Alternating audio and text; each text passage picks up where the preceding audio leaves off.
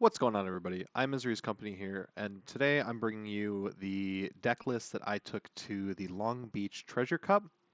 Um, as you've probably seen in my earlier video, this deck list had a bit of trouble. Not to say that I already didn't have a couple of minor misplays. When you're playing in this game, especially at higher levels, and especially with a deck like this, all those minor misplays and things like that really do stack up. But I also think that I made a couple of last minute changes to my deck list that I'm not a huge fan of, thinking back on it. So I'm just going to go through my deck list. I'm going to start doing deck lists like this because I've noticed some people in other areas talk about how they don't like the slow, like card by card. They rather just see the deck list.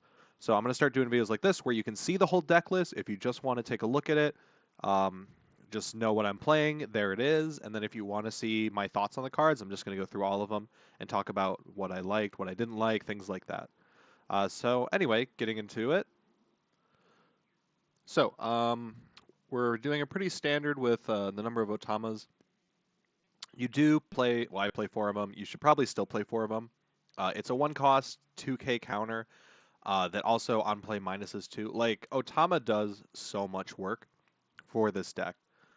It's a very versatile card on offense, on defense, and just to get your leader ability live. So I can't imagine playing anything less than four of her. Um, Momonosuke was a card I decided to play because I leaned a little bit more heavy into some of the Wano cards. So, Momonosuke, I'm playing additionally four Cat Vipers, three Okikus, and one Yamato. And I'll explain all those once we get to them.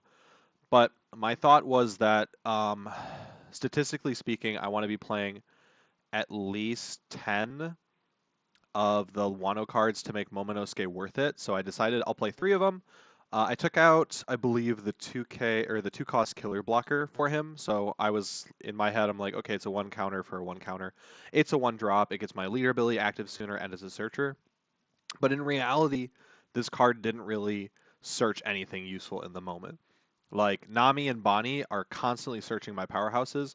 Momonosuke kind of just didn't fill the same shoes of some other cards. So honestly, I'm not quite sure if I'd play any of him.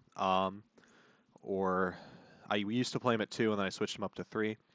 I just three seemed too many, and the current Wano list just seemed too heavy. So if I play any less Wano cards, I'm probably just going to play less of him. And I'll actually show you the list I'm kind of working on right now that I think might be good. We play four choppers. It's a one cost blocker.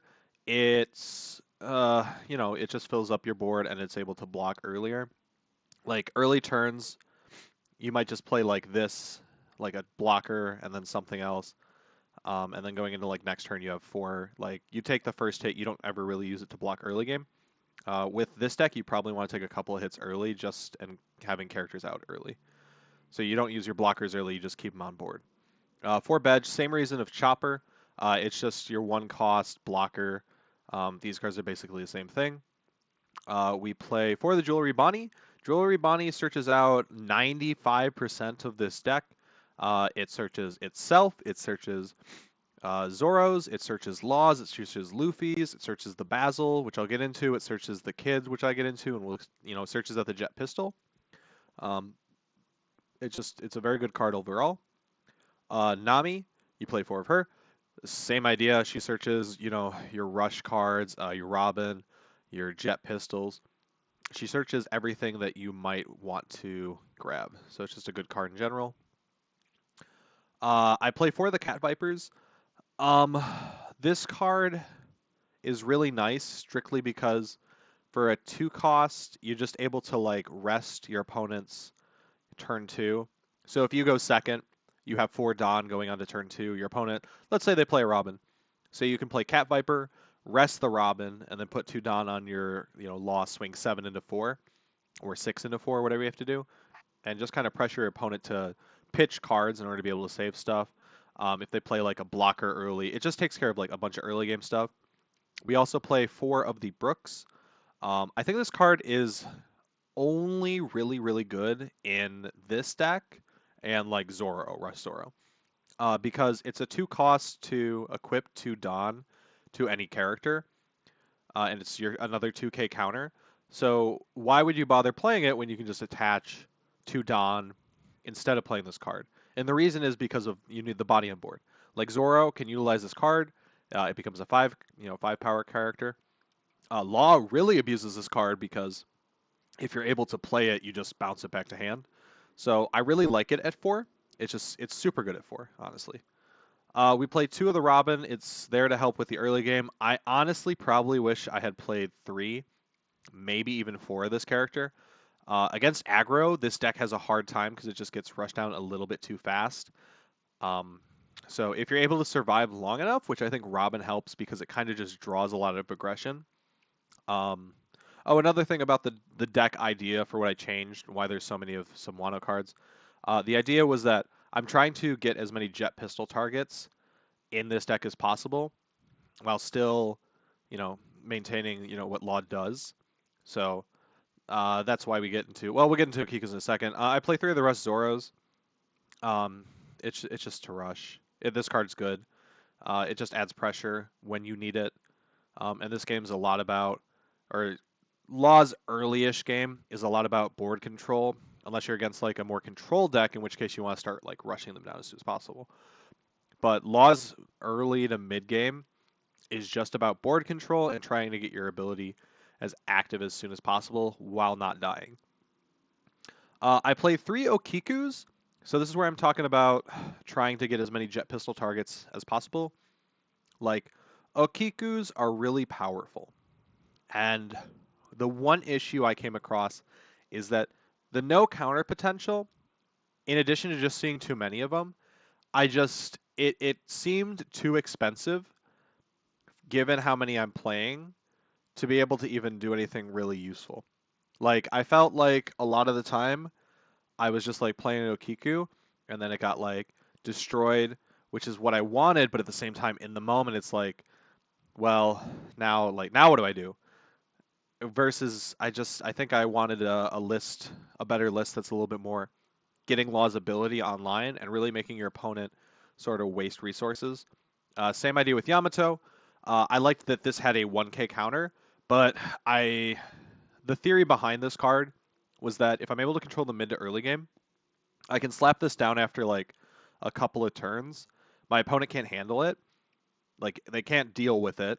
It gets to my turn. I'm able to manage around my opponent's board and just go face for like a lot, and either they have to counter out of it for a lot, or they're going to lose 2 cards from life. So either situation is just bad for them. In reality, this card was never able to be played at any point really. Like the amount of tempo I needed to play this card, I would have had already been winning. So this card, I didn't like Yamato. I love Yamato as a card.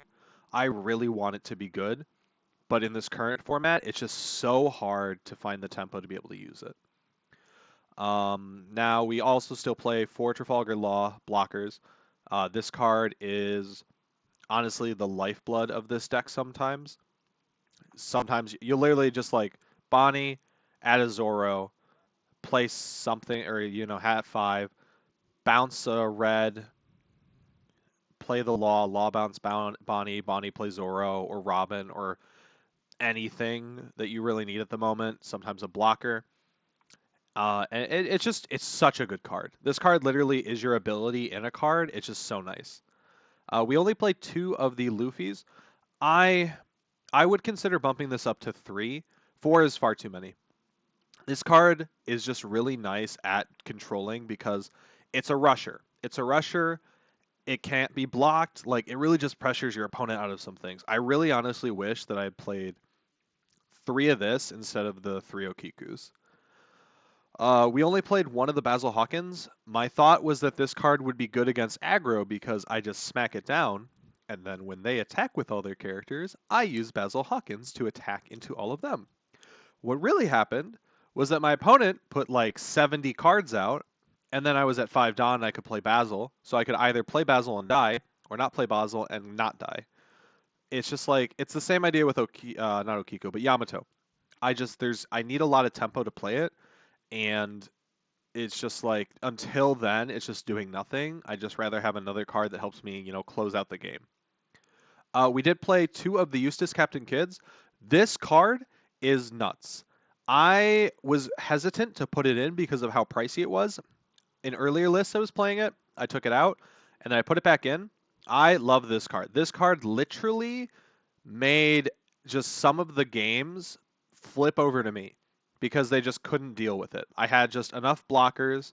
Like playing Eustace Captain Kidd with 9 Don, having like a blocker, using the ability to play another blocker from hand, and then attaching 1 Don, so my opponent just has to like. It's just like it's so hard for them. Like if they don't out it on like 1 or 2 turns, the game's just over. And given the amount of blockers we play, that's really hard for them to do.